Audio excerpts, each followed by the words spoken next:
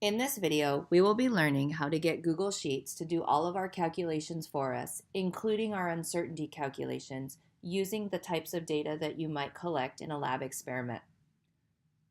For this tutorial, we will be using the equation force equals mass times acceleration, and we will be using the data that you see here right in front of you. We have 4 trials of an experiment in which, for each trial, we have measured the mass and the acceleration, and we need to calculate the force. For each of these values, mass and acceleration, we have an uncertainty. So for the mass, the uncertainty of the device used to record this was 0.05 grams. On the other hand, for the acceleration, the uncertainty of that device was plus or minus 0.1 meters per second squared. You'll notice that in these cases, we have written the uncertainty in what's called the header or the top row of the data table. When we do this, it implies that the uncertainty applies to every single number in the column below it. In other words, every one of these mass measurements has the exact same uncertainty. Same thing with the acceleration. Every single one of these numbers has an acceleration of plus or minus 0.1 meter per second squared. You are only allowed to write the uncertainty next to the number in a data table if the numbers in that column do not have the same uncertainty. And you will actually see that that's going to be the result for the force calculations. All of the force numbers will end up having a different uncertainty. So let's go ahead and get started. Our first step when we're doing this is to take the data that we've got and to put it into Google Sheets.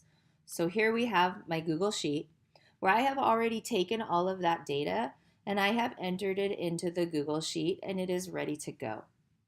So the first thing that I'm going to have Google Sheets do for me is to just go ahead and calculate the force for me. So I'm going to come to the top of column C.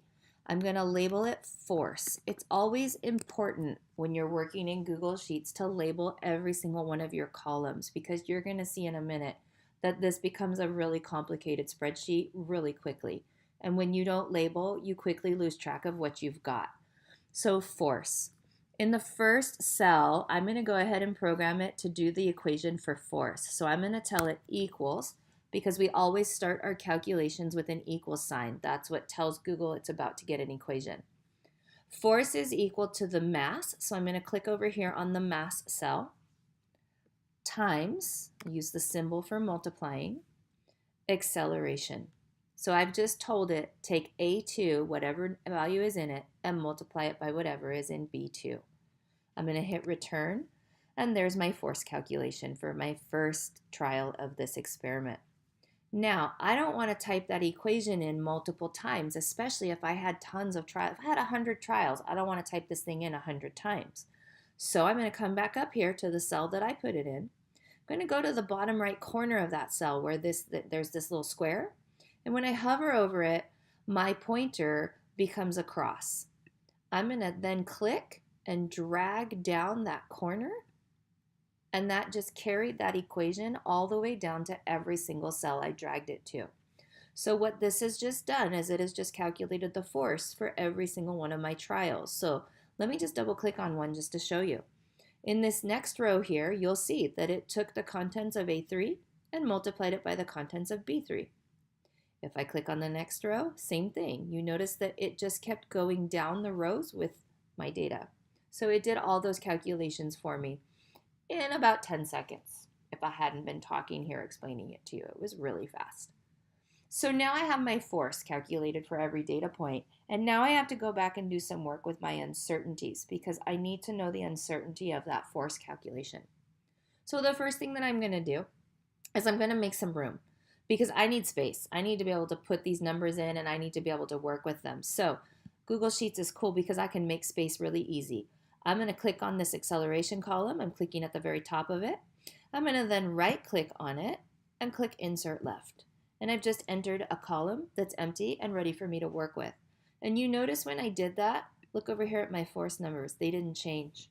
My equation kept up with what I'm doing. I don't have to go back and fix anything because it keeps up with everything you do. So the first thing I need to do is I need to get my uncertainty data in here from that data table. So I'm going to start labeling some columns. I'm going to call this mass absolute uncertainty. You'll notice that I've used abbreviations. I often do that in Google Sheets because I want you to think of Google Sheets as your scratch paper. It does not have to be beautiful. It is not going to be turned in as part of a perfect lab report. You actually will retype this information in nice data tables in your lab report. This is your scratch paper for doing all of your math. The most important thing is that your columns are labeled, not that they're labeled with full names with perfect everything, but they need to be labeled in a way that you understand what you have. So here we're going to put the absolute uncertainty of the mass. And if you remember from the data table in the previous slide, the absolute uncertainty of every one of these measurements was 0.05. So I'm going to type it once. I'm going to type it again. But I don't want to keep doing this. I don't want to keep typing it. So I'm going to highlight the 2 I typed. And I'm just, one more time, I'm going to try. I'm going to highlight the 2 I typed. And I'm just going to drag it down so that it puts it in every single cell for me.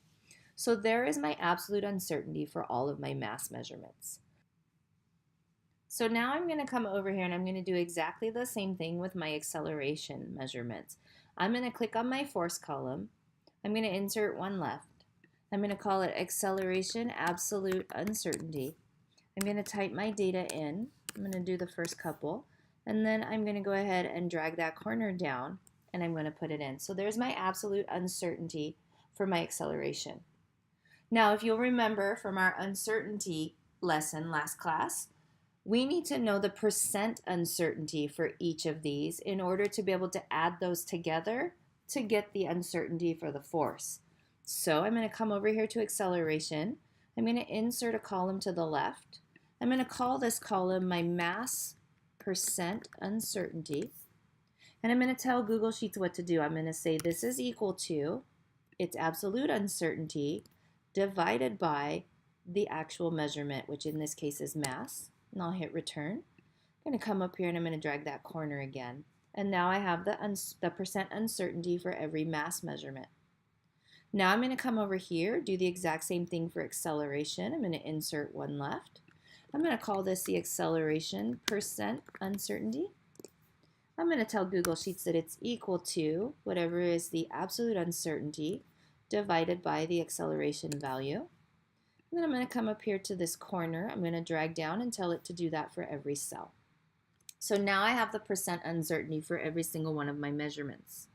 Now I need to know next the percent uncertainty for force. So I'm going to come over here and say force percent uncertainty.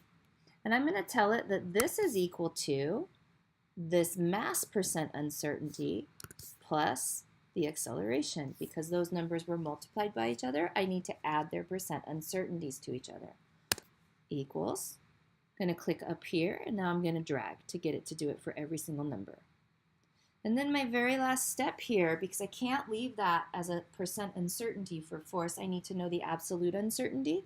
So I'm going to go ahead and have it do that calculation. Force absolute uncertainty, it's equal to the force times its percent uncertainty. And then I'm going to go ahead and come up here and have it drag down. So what I've just done in just a matter of minutes is told Google Sheets to calculate for me the force, and for every force that it calculated, it also calculated the absolute uncertainty. I think that you see that this is a much faster way than using your calculator, especially if you have a very large data set.